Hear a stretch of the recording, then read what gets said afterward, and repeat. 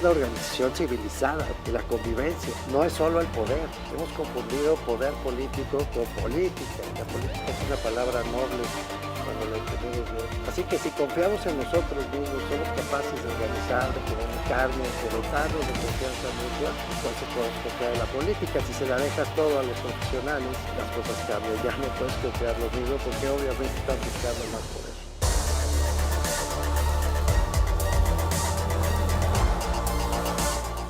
Bienvenidas, bienvenidos. Hoy me voy a dar el lujo, la verdad, de conversar con la doctora Catalina Pérez Correa. Ella es una de las personas más conocidas, más citadas, cuando se habla de política de drogas, cuando se habla de los problemas jurídicos y sociales que están asociados a la producción, a la distribución, al consumo de las drogas y a la criminalidad que está en torno de este tema. Catalina, gracias por aceptar venir a esta conversación. De verdad es un honor. Muchas gracias a ti, Mauricio, por el tiempo y el espacio. Oye, Catalina, he escuchado repetidamente, déjame entrar directamente, algunos expresidentes de América Latina, incluyendo al presidente Zedillo, han mencionado la necesidad de modificar la política de drogas en México y en América Latina, yo diría en el mundo entero. ¿Por qué? ¿Por qué lo dicen?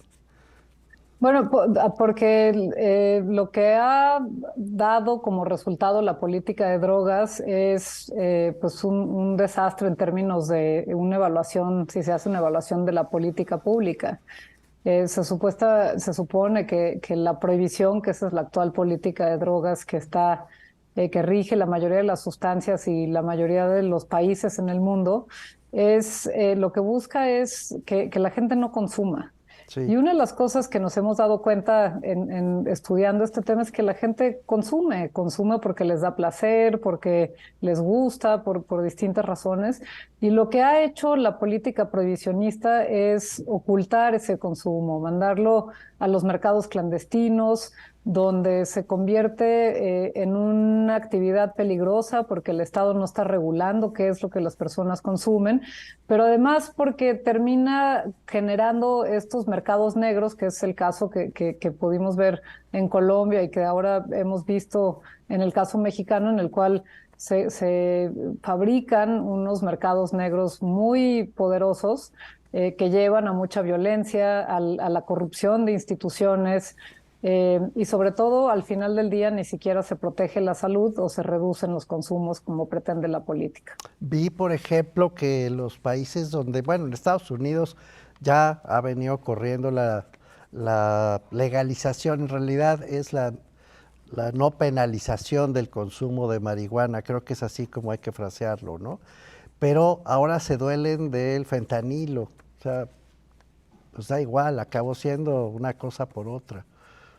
A ver, yo no diría que terminó siendo una cosa por otra. A ver, Ahí ha ayúdame. cambiado mucho porque la cannabis lleva estando con mercados regulados de distintas formas desde los años 70 en Estados Unidos. Okay. Uruguay fue el primer país que dijo, yo voy a violar los tratados internacionales que prohíben la regulación de cannabis. Regularon desde la siembra, las semillas, el cultivo, la venta de cannabis en todo el país. Canadá ya hizo lo mismo y ahora en Estados Unidos la mayoría de los estados tienen una forma u otra de regulación y lo que ha sucedido con eso es realmente impactante. En la mayoría de los estados no ha aumentado el consumo en adolescentes, que era algo que preocupaba mucho. Pero lo que sí hemos visto es esto que mencionas, que es la explosión de consumo de fentanilo. Y eso, de nuevo, nosotros lo podemos rastrear como una consecuencia de la prohibición. Okay. Se trató de impedir que las personas utilizaran heroína, que la heroína está fabricada con la planta de la amapola, se produce una goma, la goma de opio, Okay. y con eso se produce la heroína, y los gobiernos lo que trataron fue de impedir la proliferación de los mercados ilícitos de heroína, pero a la par que eso estaba pasando, el fentanilo se empezó a fabricar.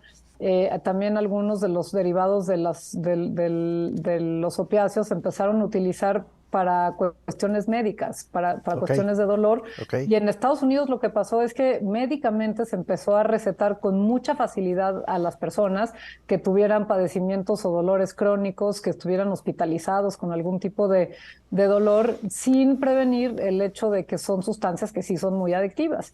Y entonces se recetaban muy fácilmente durante Ya 2 se semanas, luego quedaban. se lo quitaban a las personas y pues Claro. acudían al mercado negro. A diferencia de la heroína, lo que ha resultado es que el fentanilo es de una producción muy barata.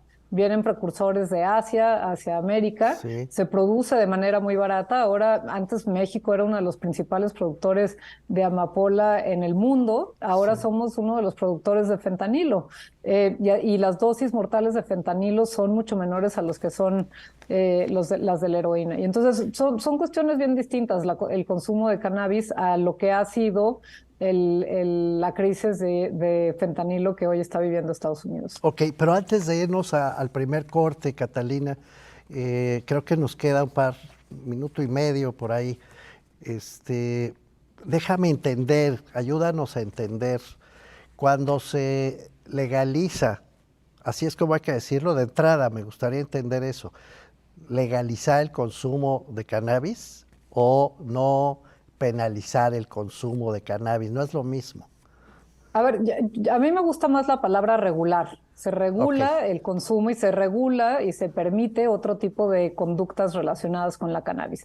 ok, Hoy, por ejemplo, en el caso mexicano, la regulación establece que el consumo no es delito, eso pero es. todo lo que necesitas para llegar a consumir sí es delito. Entonces tenemos una regulación, pero es una regulación prohibicionista que de facto no permite el consumo. Y ridícula, ¿no? Porque además si consumes tienes que encontrar la cadena para consumir. Sí, bueno, y ese es parte del problema. Si quieres, ahorita lo que podemos platicar es qué es lo que Sí, sucede cuando las personas intentan consumir en un país como México, en el cual se supone que no está prohibido o sí, penalizado el consumo, pero en realidad sí lo está. sí, ayúdanos a entender eso cuando regresemos del corte. Pero antes de irnos al corte, una línea más. Hacer viable el consumo de cannabis como en Uruguay, efectivamente produjo paz, produjo una situación social menos violenta con las drogas. Yo creo que depende mucho de la forma en la que se regule, por Ok, un lado, y de las condiciones en las cuales se da esa regulación en el país. Uruguay para nada se compara en términos de violencia con México. ok, Eh, perfecto. Es un dato importantísimo. Déjame ir a un corte, Catalina, y volvemos a esto. ¿Por qué en Uruguay funciona? Y que nos expliques este asunto de la cannabis. Me parece importantísimo. ¿Te parece? Me parece. Vamos a un corte. Estamos con la doctora Catalina Pérez Correa hablando de drogas. No se vayan, volvemos rápido.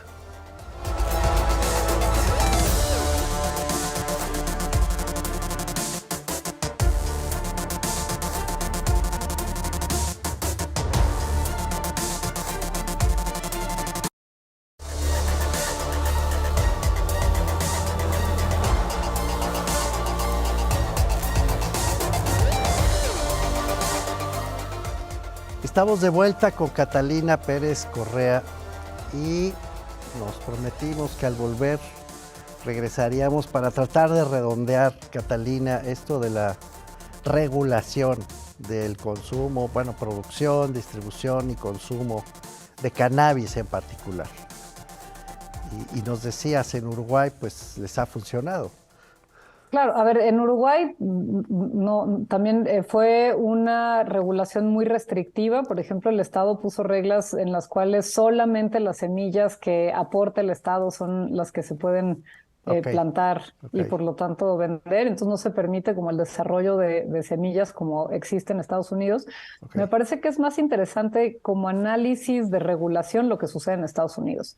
ok. En Estados Unidos han pasado varias cosas. Una es que las leyes federales no han cambiado, entonces a nivel federal sigue siendo un delito producir, vender Ándale. productos de cannabis, pero a nivel local se cambiaron las leyes y el gobierno federal dijo yo no voy a intervenir en lo que están haciendo, aunque es contrario a las leyes federales. Entonces Ok. hay distintas regulaciones, hay regulaciones como ha pasado en el estado de Pero ¿cómo? Colorado, en el Perdón, cual perdón que te interrumpa, pero ¿cómo? El FBI, por ejemplo, puede intervenir de repente y considerar ilegal lo que, yo qué sé, Texas considera legal. Podría Ah, hacerlo caray. en los casos, por ejemplo, en el caso de Colorado, están los dispensarios, tú entras, hay, por ejemplo, comestibles, ¿no? Hay una zona donde está la hierba que compras, pero también hay otra parte de los dispensarios en los cuales puedes comprar chocolates, puedes comprar Anda, gomitas, hay ok, refrescos. Hay unos estados en los que dijeron, no, a mí no me parece buena idea eso porque son peligrosos para los niños. claro. En los hogares en los que hay niños puede ser que un niño consuma eso y terminan hospitalizados. Entonces no vamos a permitir eso. En algunos estados se permite algún grado de publicidad, en otros estados es más restringido. Entonces lo que ha pasado en Estados Unidos es un experimento bien interesante porque primero, ese dinero no puede ingresar directamente al sistema financiero, porque el sistema financiero está regulado a nivel federal, a nivel nacional, y entonces cuando uno va a comprar estos productos lo tiene que hacer en efectivo en los dispensarios y ahí ya después ven cómo lo meten. Entonces ha Qué sucedido cosas barbaridad. interesantes porque está todavía un poco alejado de el sistema pues más capitalista o más Sí, sí, es empujado como sotto por voce, ¿no? eh, Tolerado, digamos. Exacto, y entonces pues hay ahí sistemas que son distintos. En el caso de Canadá, por ejemplo, hay regulación que se enfatizó mucho la justicia social, en el cual lo que se reconocía es que se produjo un daño a ciertas comunidades y entonces lo que querían con la regulación es, bueno, ¿cómo le hacemos para poder beneficiar a estas comunidades para de alguna forma que la regulación de estos productos le devuelva a las comunidades el costo que tuvo la prohibición? Ah, Y entonces también eso ha sucedido en algunas partes en California, ¿no? ¿y a En el qué cual, comunidades se refieren, Catalina? pues por ejemplo, que cierto porcentaje de las licencias que se dan para tener tiendas se le den a las comunidades afroamericanas. Ah, ok. O, por ejemplo, esto lo han hecho en distintos países, que todos los antecedentes penales que tienen que ver con delitos relacionados con cannabis se extingan y no aparezcan ya en los expedientes de las personas, ¿no? Ya, ok. Que Qué hay otros importante. lugares en los cuales los impuestos que se cobran de los productos de cannabis se van para financiar escuelas en las comunidades más afectadas por el encarcelamiento masivo que hubo en Estados Unidos. Ok. Entonces, vamos, hay muchas cosas que se pueden hacer, que se pueden jugar. El caso mexicano me parece que es bastante triste porque lo que ha sucedido, y esto sí es importante decirlo, Sí, la cannabis ahora hay grandes intereses comerciales detrás de la cannabis. eso percibo, sí. Fox se Los ha metido, canadienses ¿no? tienen. Claro, los canadienses tienen importantes empresas que se Ujú. dedican a esto y Ah, sabemos, te han refieres venido a al los Congreso internacionales, mexicano a claro. tratar de empujar cierta regulación que los beneficia. También están en países en Asia, en países africanos, empujando esta regulación, por ejemplo, en que los países pongan reglas de trazabilidad de semillas, que es lo que se trató de poner en México, diciendo esta semilla tiene donde se venda tenemos que saber el origen de esa semilla y esa semilla se tuvo que haber comprado de alguien que lo produce legalmente. Uy, ¿Quién produce semillas legalmente en el mundo? Pues hasta ahorita solamente Canadá ok. y Uruguay, ¿no? Y entonces es una forma de proteger el mercado canadiense desde la regulación interna, ¿no? Y entonces pues sabíamos que en el Congreso mexicano llegaban con portafolios de dinero con los senadores para decirles No me apoya este digas. tipo de regulación que al final, más que beneficiar a los productores mexicanos, los perjudicaba y beneficiaba ya a las empresas que ya tienen pues todo un camino recorrido en la producción de semillas. Qué barbaridad. Nos ibas a contar hace un momento y está corriendo este segundo. ¿Qué pasa en México con alguien que consume? ¿Por dónde pasa alguien que consume cannabis en México? Bueno, en México no nada más la cannabis, hay distintas sustancias, el MDMA, el LSD, la psilocibina, la mescalina, que es el peyote, están prohibidas. lo que la ley dice es que el consumo no está prohibido, sin embargo, la posesión en cualquier cantidad de estas sustancias es un delito. En cualquier Entonces, cantidad. en cualquier cantidad, así si traes medio gramo de cannabis, un cigarrillo de marihuana fumado a la mitad, es un delito. ¿Y cómo? Lo- Pero, ¿cómo? A ver, perdón, es que es importante entender esto. El consumo está permitido, pero traerlo está prohibido, ¿eso estás diciendo? Está prohibido. Está Entonces, ¿cómo prohibido puedes poseer. consumirlo si no lo Bueno, traes? pues es que eso es el engaño de la regulación. Supuestamente tenemos una regulación que protege a los consumidores, que está basado en la protección de la salud y en el fondo lo que hace es criminalizar a las personas que usan. Lo que nuestra ley establece son umbrales, que hay distintos países en América Latina, por ejemplo, que establecen umbrales, que son básicamente cantidades fijadas por los legisladores en el cual dice, a partir de esta cantidad se entiende que eres narcomenudista o que ya estás en tareas de narcotráfico. Ok. Por debajo de esto vamos a asumir que eres consumidor, pero está penado o no está penado, pero de todas formas cometiste un delito y la policía tiene facultades para detenerte, llevarte a la agencia del Ministerio Público, ese es el caso mexicano, y el agente del Ministerio Público tiene que decretar el no el ejercicio de la acción penal y mandarte a una institución de salud para que puedan ayudarte con tu adicción. Espera, eso yo creo que hay que explicarlo despacito porque tiene además implicaciones penales evidentes. Entonces, permíteme ir a un segundo corte, Catalina, y rogarte que esa secuencia la desarrollemos, si no te importa, al volver del corte. Claro que sí. Estamos con Catalina Pérez Correa, no se vayan, es muy, muy interesante.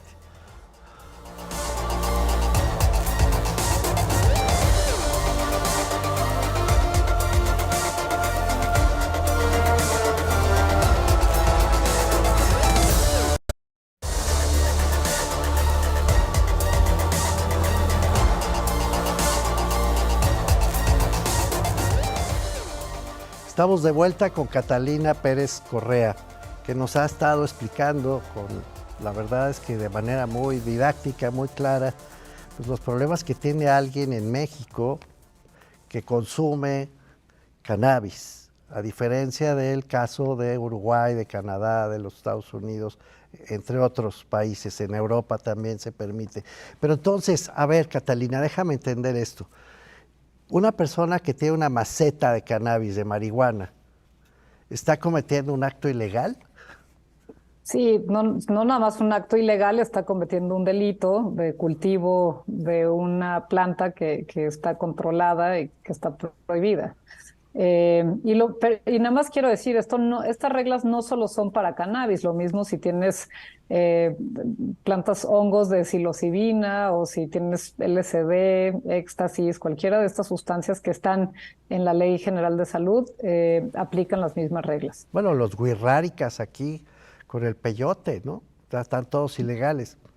No, ahí no, porque hay una reserva para las poblaciones indígenas en ese caso, pero si tú o yo quisiéramos ir a consumir peyote, además hay otros delitos porque son plantas que están protegidas por las normas de protección ambiental. Entonces, además de los delitos de drogas, se cometen delitos ambientales, que en el caso del peyote también es algo muy absurdo porque muchas personas ahora tienen el deseo de tener la experiencia de probar la mezcalina, así como la psilocibina, que hay los hongos en Oaxaca, en distintas partes de México.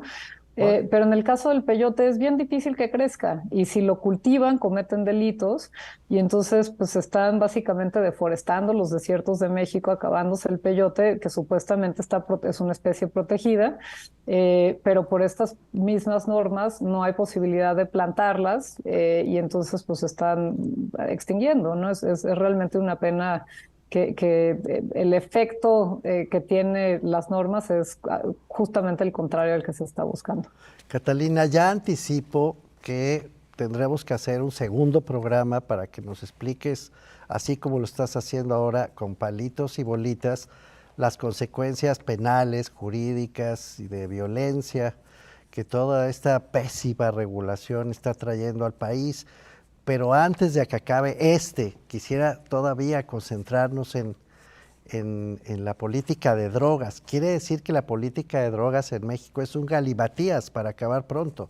O sea, se permite, pero no se permite, se auspicia, pero se sanciona. Pero es una simulación, Catalina, en el fondo. Pues no, o sea, yo no diría que es una simulación, creo que es un régimen prohibicionista hecho y derecho, y la única simulación que hay es en pretender que somos un país tolerante hacia los consumos de sustancias, que no es el caso.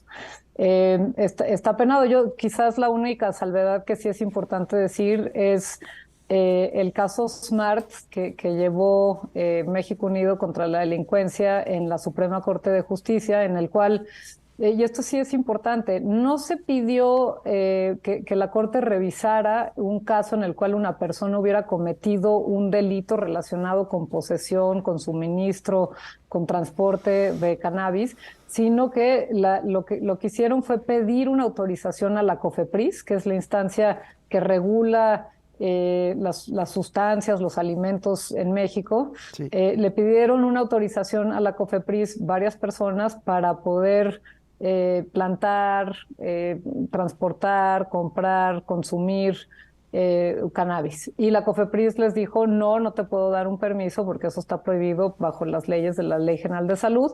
Y entonces con eso se iniciaron los amparos y el litigio del caso Smart. Lo que la Corte terminó diciendo es la COFEPRIS sí tiene la obligación de darle permiso a las personas en caso de que lo soliciten, porque es un derecho de las personas y se defiende ahí el derecho al libre desarrollo de la personalidad. Exacto. De consumir una sustancia si quieres hacerlo, pero solo en el caso de la cannabis. Entonces, si yo por ejemplo, tengo un permiso de la COFEPRIS para poder consumir, plantar, transportar cannabis con las reglas que la COFEPRIS dio.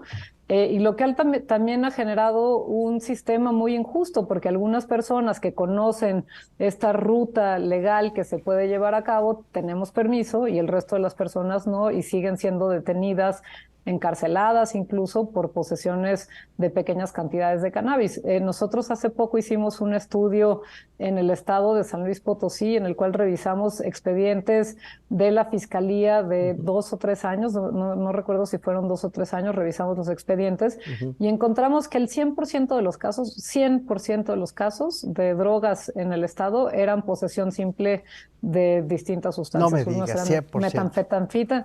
Metanfetamina, y algunos eran metanfetamina, otros eran cannabis, y la posesión simple es un delito en el cual se pasó el usuario del umbral, que son en el caso de cannabis 5 gramos, en el caso de la cocaína es medio gramo, y se considera este delito de posesión simple que lleva hasta 3 años, 7 meses de cárcel. No tienes que tener la intención de suministrar, la intención de vender, simplemente por haberse pasado el umbral que está tolerado por la ley, ya estás cometiendo ese delito, que eso es lo que le pasa a muchas de las personas usuarias. Los detiene un policía, se dan cuenta que tienen 1 o 2 cigarrillos y pasan 2 cosas. Una es el policía le dice, si no me das dinero, voy a decir, vamos, y te voy a poner esta otra bolsita extra y ya vas a estar cometiendo el delito de posesión simple y te vas a la cárcel. Dame este dinero y te suelto ahorita. Entonces, lo que ha dado pie, además de todo lo que habíamos hablado, la violencia, la generación de mercados ilícitos, el peligro para los usuarios, porque no sabemos lo que estamos consumiendo cuando acudimos al mercado negro, es que además se llenan las cárceles de gente que no cometió delito y se da oportunidades para que los policías extorsionen a las personas que están en esta situación. Pues sí, ¿cuánto tiempo nos queda? Nos queda 1 minuto. Catalina, te ruego que hagamos este segundo programa para hablar de eso, de las consecuencias penales, pero en estos segundos de cierre, si puedes, si no te importa, de este programa, te ruego que nos digas qué hacemos. ¿Hay que cambiar la regulación? ¿Para qué? ¿Se puede decir brevemente? Hay que cambiar la regulación, no nada más para cannabis, también para otras sustancias. Es absurdo que el Estado esté todavía a estas alturas sosteniendo una política que lleva ya 100 años demostrando ser un fracaso, pero que además ha llevado a la violación masiva de derechos fundamentales, no nada más en México, sino a lo largo del continente. No podemos, por ejemplo, entender el caso de Ayotzinapa si no entendemos la política de drogas en este país. Ha llevado realmente a mucho sufrimiento, al deterioro de nuestras instituciones. Urge cambiar la política de drogas, pero seriamente, no como se ha dicho, en el cual solamente pues verbalmente se afirma que tenemos una política respetuosa de los derechos y en el fondo lo que tenemos es una política que permite a las fiscalías y a los policías extorsionar a la gente. Catalina, muchísimas gracias por haber estado con nosotros. Tenemos que cerrar aquí el programa, pero quedas, por favor, invitada a una segunda conversación. Estuvimos con Catalina Pérez Correa. Muchas gracias.